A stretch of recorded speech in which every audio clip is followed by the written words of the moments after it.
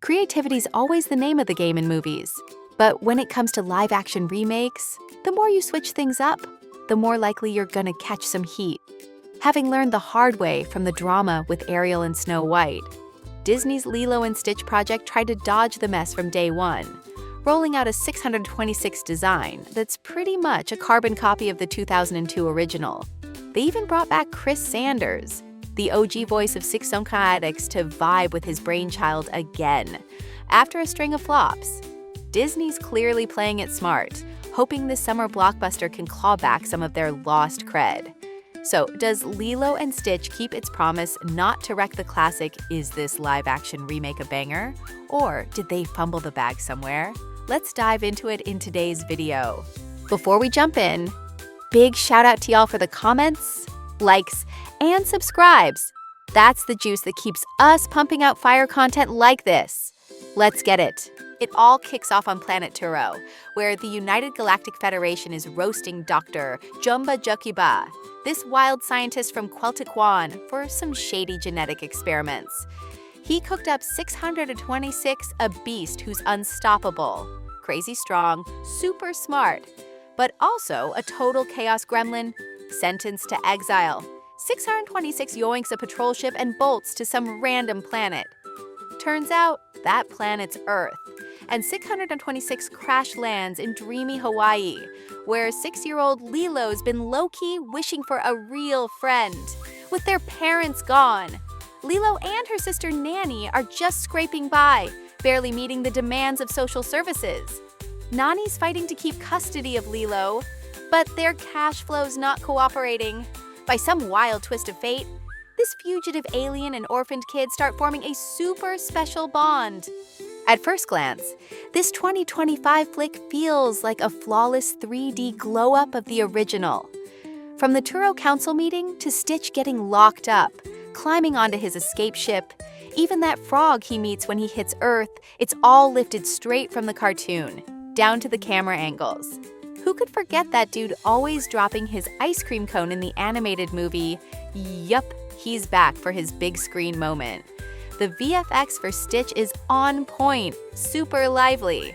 Every little twitch his ears, squinting eyes, growls is done with mad detail, paired with Chris Sanders' iconic voice. No cap, 626 has got the charm to win over even the pickiest fans. But this ain't just a high-budget copy-paste job. Director Dean Fleischerkamp proves he's a legit stan of the original. If you remember, Lilo and Stitch is all about finding family. Lilo and Nani are orphans, and Stitch is this lonely lab creation with no kin.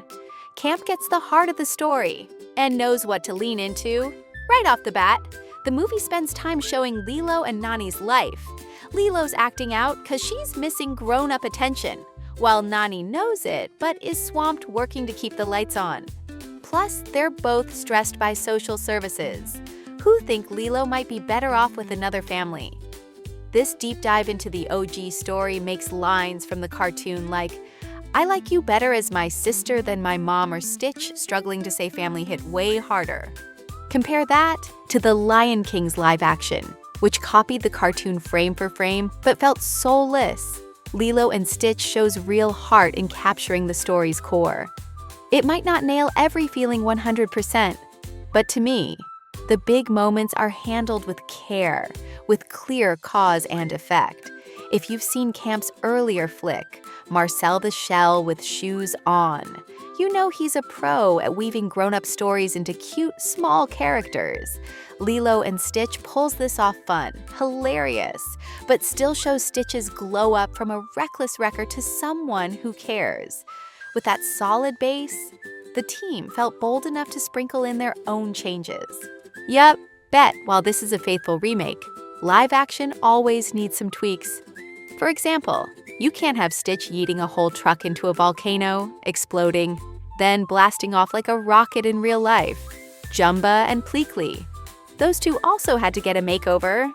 Sadly, those changes didn't quite slap. In the cartoon, they're sent to Earth to nab Stitch and blend in with humans. But in live action, you can't have a four-eyed alien and a one-eyed stick dude strolling through the streets.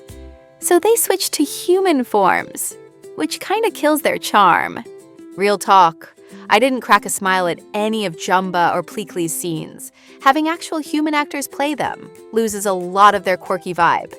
Like Jumba's humor from his big body antics or Pleakley's nervous, wobbly frame gone. Even in scenes using real footage, the VFX for these two feels clunky, and Jumba's low-key kinda creepy. Same deal with side characters like David, who's crushing on Nani, or Cobra Bubbles, the retired CIA agent turned social worker.